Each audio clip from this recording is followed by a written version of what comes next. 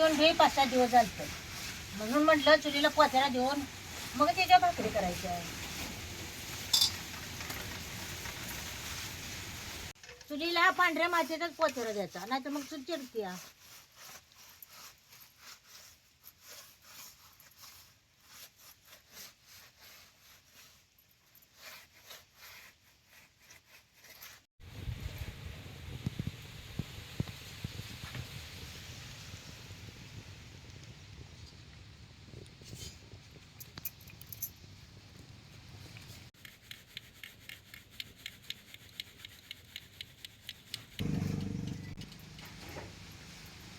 कालवणाला पावटे शेंगा आणतो म्हणून रानात गेल्या. तर त्याने असतो म्हटलं 4 भाकरी तर करून घ्यावायच्या. पिठात उतवणी वाटायची.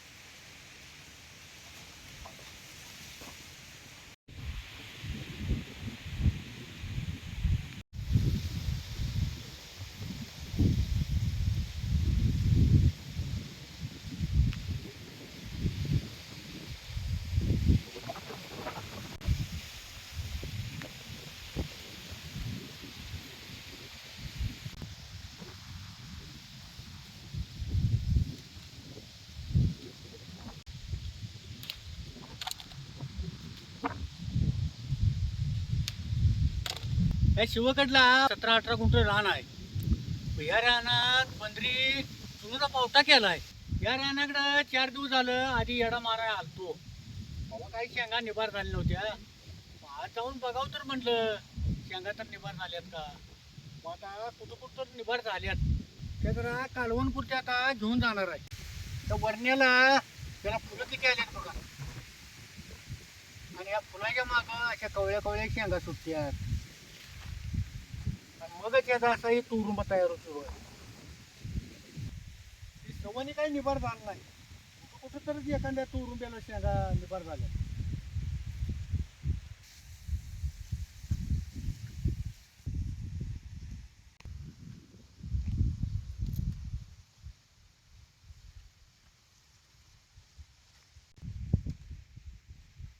म्हणजे असा वरबाडून शेंगा घ्यायच्या नाहीत. ती एक एक शेंग तोडूनच घ्यायची.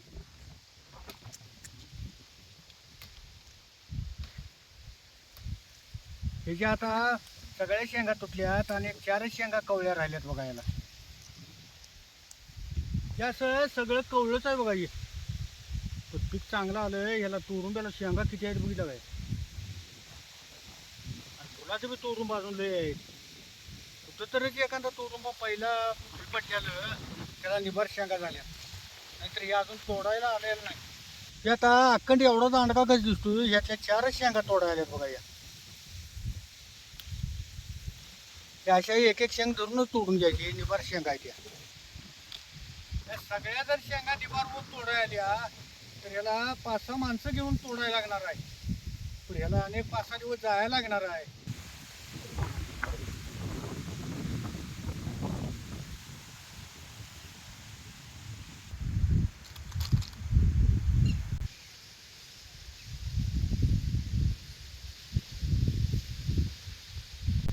आता कालवण पुढच्या निभार निभार शेंगा घावल्यात. आता एवढ्या नेऊ घराकडे घेऊन जातो की.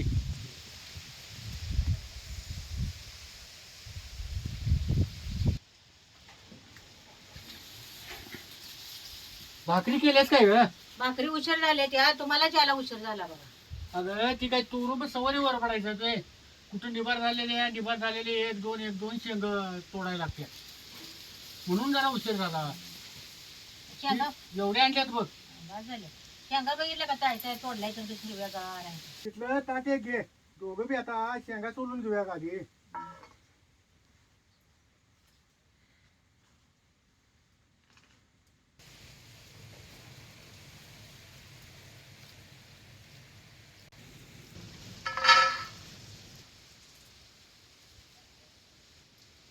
टायमाला ह्याला औषध पाणी केलंय त्याने एक शेंग किडलेलं नाही बघा.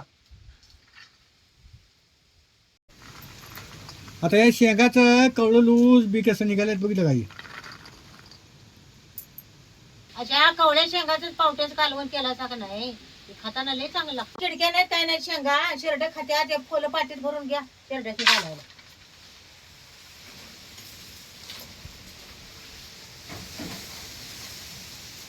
शेंगा किडक्या असल्या का नाही सोलताना चुकून एखादा किडाच्या फुलातून जातोय आणि ते जर शेरडाने खाल्लं तर शेरडांची पोटं फुगत्यात. म्हणून किडक्या शेंगाचं फुलं शेरडांची घालायची नाहीत. तशा चांगल्या शेंगाचीच फुलं शेरडांची घालायची.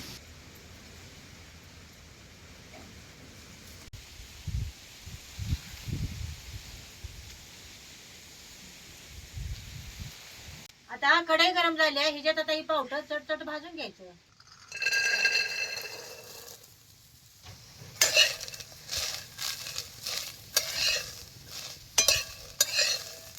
पावटा भाजून घेऊन त्याचं कालवण करायचं म्हणजे कालवण खाताना तुरंत लागत नाही. पावटा जसं भाजत येईल तसं त्याचा कलर कसा बदलतोय बघा. असं पावटं भाजत आलं की नाही या तांब्यानं पावटं खरडून घ्यायचं.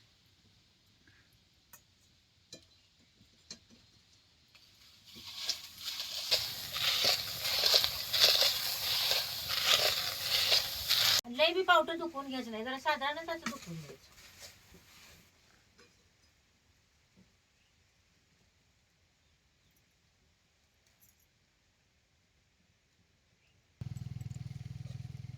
असं सगळं पावटं खरडून घ्यायचं. आता हे जाळं करून घेतो. आता ह्याच्यात तेल वतायचं. तेल चांगलं काढल्याशिवाय त्या जिरं मोहरी टाकायची नाही. कच्च्या तेलात टाकलं की नाही कालवून खाताना मग हिरवट लागते.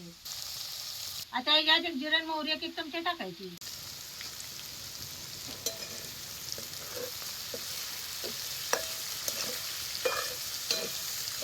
पावट्या बी तेलात चांगलं खालवर करून घ्यायचं आणि मग तिला चटणी घालायची.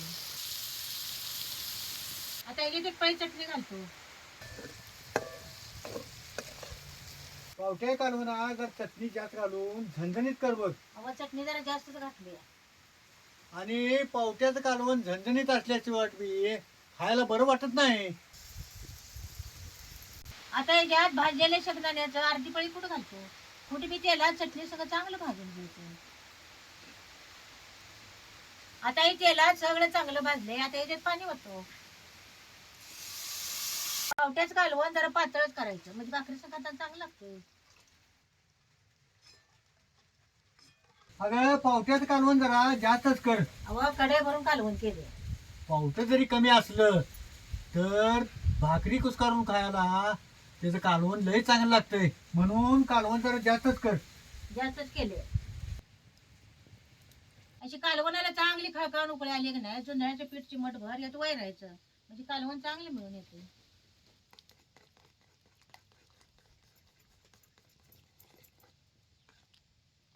आता याच्यात मीठ घालतो आणि संग संग कोथिंबीर बी घालायची.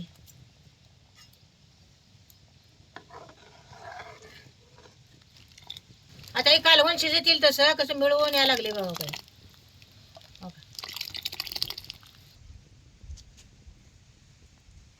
मगाच पावटं भाजून खराडलं तेव्हा निमार्द शिजल्यावर झालं पण आता काही शिजायला उचल लागत नाही. पावट्याचं कालवण असं बारीक जाळावर शिजवायचं म्हणजे सगळा अर्क पावट्याच्या कालवणात होता ते कालवण खाताना चांगलं लागते.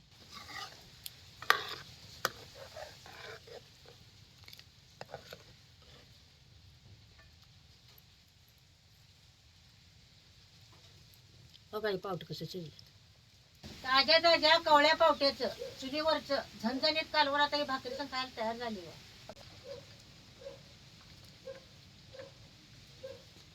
अगं ह्याच्यावरच आता गरम गरम कालवण घाल.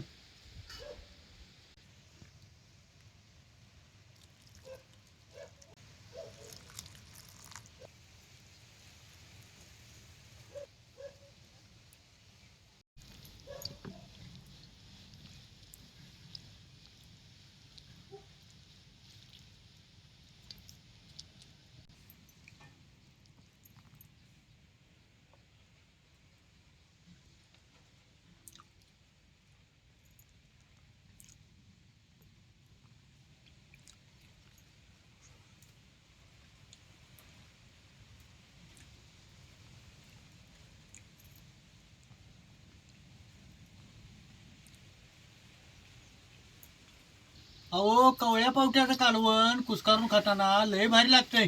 अहो चुलीव केलेलं कालवण चांगलंच होतं. हे लय चांगलं झालंय अगं.